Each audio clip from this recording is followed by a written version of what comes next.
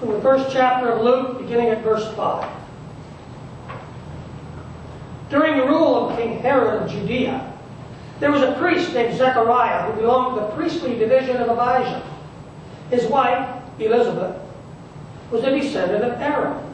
They were both righteous before God, blameless in their observance of all the Lord's commandments and regulations. They had no children because Elizabeth was unable to become pregnant, and they both were very old. One day, Zechariah was serving as a priest before God because his priestly division was on duty. Following the customs of priestly service, he was chosen by lottery to go into the Lord's sanctuary and burn incense. All of the people who gathered to worship were praying outside during this hour of incense offering. An angel from the Lord appeared to him, standing to the right of the altar of incense. When Zechariah saw the angel, he was startled and overcome with fear. The angel said, "Don't be afraid, Zechariah. Your prayers have been heard. Your wife Elizabeth will give birth to your son. You must name him John. He will be a joy and a delight to you, and many people will rejoice at his birth, for he will be great in the Lord's eyes. He must not drink wine and liquor. He will be filled with the Holy Spirit even before his birth. He will bring many Israelites back to the Lord their God. He will go forth before the Lord equipped with the spirit and power of Elijah. He will turn the hearts of the fathers back to their children, and he will turn the disobedient to righteous patterns of thinking. He will make ready a people prepared for the Lord." Zechariah said to the angel, "How can I be sure of this? My wife and I are very old." The angel replied, "I am Gabriel. I stand in God's presence. I was sent to speak to you and bring this good news to you. Know this, what I have spoken will come true at the proper time. But because you didn't believe, you will remain silent and unable to speak until the day when these things happen." Meanwhile, the people were waiting for Zechariah. They wondered why he was in the sanctuary for such a long time. When he came out, he was unable to speak to them. They realized he'd seen a vision in the temple where he gestured to them and he couldn't speak. When he had completed the days of his priestly service, he returned home. Afterwards, his wife Elizabeth became pregnant. She kept to herself for 5 months, saying, "This is the Lord's doing. He has shown his favor to me by removing my disgrace among other people."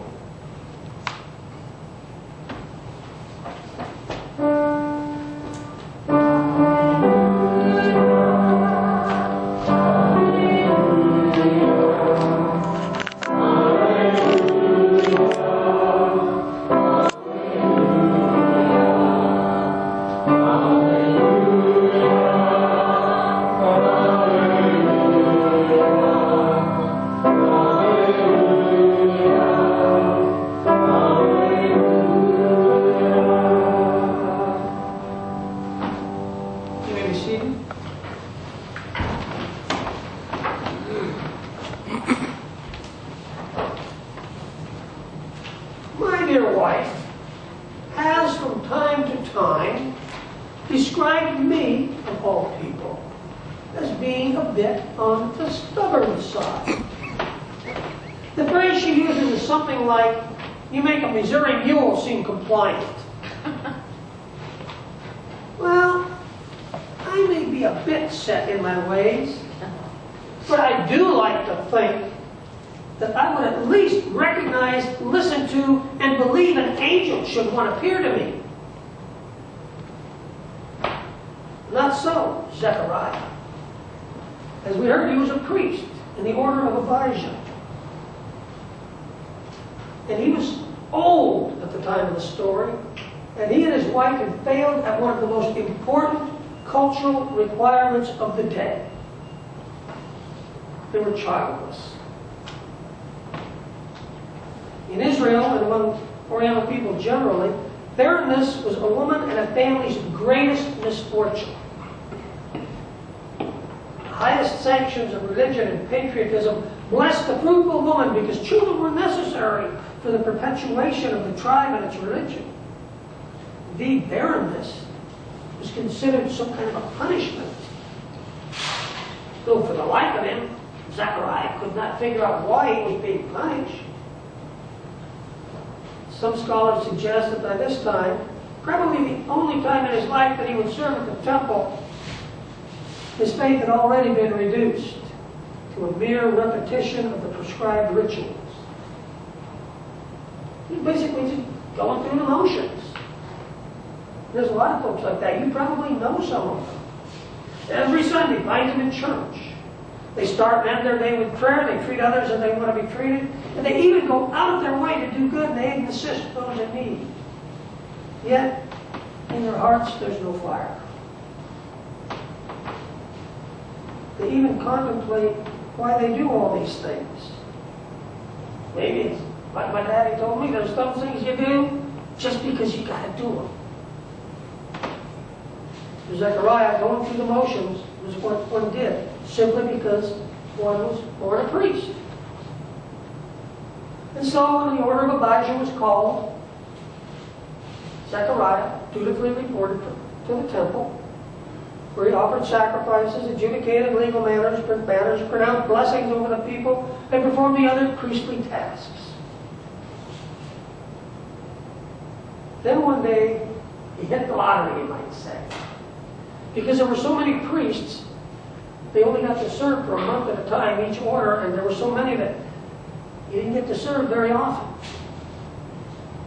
And going into the incense, there were so many in each order of priests that they drew lots, drew names out of the hat to see who it was that would get to go into the sanctuary and burn the incense, which was about the highest priestly office, priestly function you could do.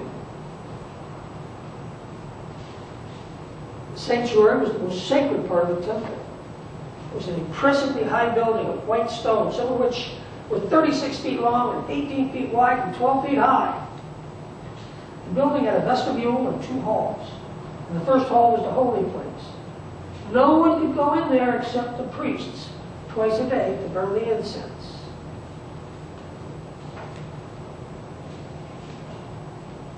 Solomon had overlaid that whole area with gold, pure gold, and gold chains in front of the inner sanctuary, and covered that with gold too. Now in this holy place there were 3 main objects. The altar on which the incense was burned, the table with the bread offerings, and the candlestick with 7 branches. This was the place where God interacted with people. And it was here that God interacted with Zechariah through the angel Gabriel. Now there's thousands, untold thousands of angels mentioned in the Bible. We don't know how many. But we do know that only 3 of them are named. Michael, the archangel, Gabriel, the messenger of God, and Lucifer, the one who fell. Most modern images of angels were sweet little cherubic creatures. They're so cute, and little white wings, and their long white robes, with little gold halos. Just like the little kids who play the angels in the Christmas pageant. That's what we often think of when we think of angels, but that's not what they were like.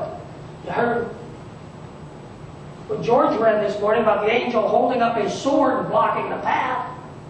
Angels were big, scary, bright, and frightening. We don't know exactly what Gabriel looked like, but we know 2 things. He was scary enough that he frightened poor Zechariah.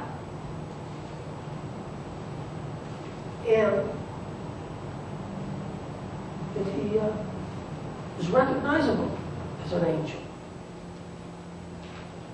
And so Zechariah is in the sanctuary burning the incense, and all the people outside are praying. And Zechariah looks, and there's that angel. And of course he was afraid. And all through Advent, when the angels appear to people, the first thing they say, which is again an indication they're frightening beings. The first thing they say is, "Don't be afraid. Do not fear. Your prayers have been heard. Your wife Elizabeth is going to be giving birth to a son, and you're going to name him John. And he'll be a joy and a delight, and people will rejoice at his birth, for he'll be great in the Lord's eyes. He must not drink wine or liquor. He'll be filled with the Holy Spirit and bring many Israelites back to the Lord their God. And he'll go forth before the Lord equipped with the spirit of the power of Elijah, and turn the hearts of the fathers to their children, and the disobedient to righteous patterns of thinking. He will make ready a people prepared for the Lord. Poor, stubborn, faith-lost Zechariah. Not only can he not believe what he's heard from the angel, he voices his disbelief. Yeah, right. I'm too old to make babies. And my wife's too old to bear babies. You know that. What is this? Well then, says Gabriel, since you don't believe, it's going to happen anyway. But you are not going to be able to say a word until it does. Zechariah comes out of the sanctuary, and it's obvious something's happened. It's like this.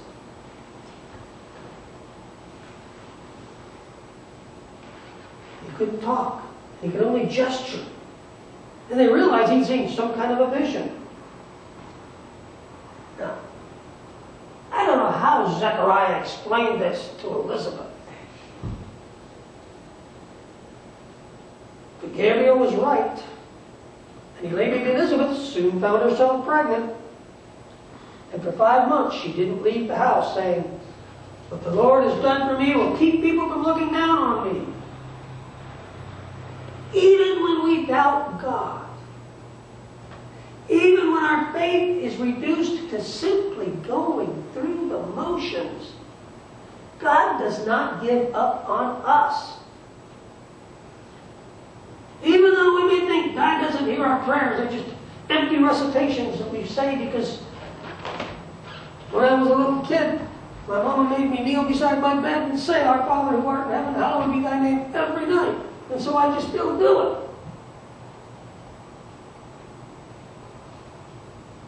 It may not be how, when, or where we think God should answer our prayers, but God does every time.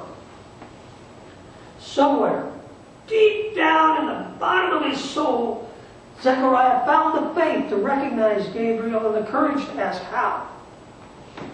Silencing Zechariah's tongue, Gabriel also silenced his doubts and restored his lost faith. If we could only find the strength to confess our doubts, to continue to pray even when praying seems useless, we too will find our prayers answered and our faith restored. May you see the angels of Advent in the next few weeks. Amen.